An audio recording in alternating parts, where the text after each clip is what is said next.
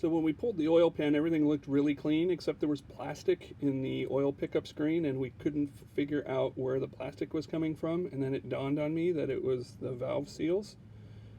So they sit on the valve stems and keep the oil from running down the valves in the cylinder while the car's sitting. So you can see here, these are the ones that I just took out of the machine, out of the car.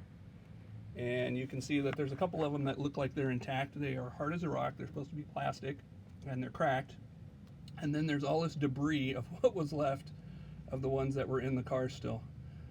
So long story short, I decided to do it and fix the seals. And I'm glad I did, because all of these would have disintegrated and probably clogged that oil screen, the oil pump pickup screen. So I'm glad I did it. And okay, valve stem seals, first step is to pull the rockers. So in this car it's fairly easy because all the rockers are on a rail. So 6 bolts and all of the rockers are off. I'm not even going to mess with that. I'm going to put it right back on. In theory, I would think that you wouldn't even have to adjust the valves, but I've got it apart, so once again I will check that before I put it back together. But now you have access to everything. That's as far as you need to take apart for that. And then the valve seals, there's a keeper. It's actually 3 parts. So a washer in the middle of that cup, and then 2 halves in the keeper, and then the stem in the middle is the valve stem. So you have to compress the spring and pull the keeper out, and then the seal is in between. Okay, so today is valve seal day. I've already done 2 cylinders, so I'm going to show you on the 3rd.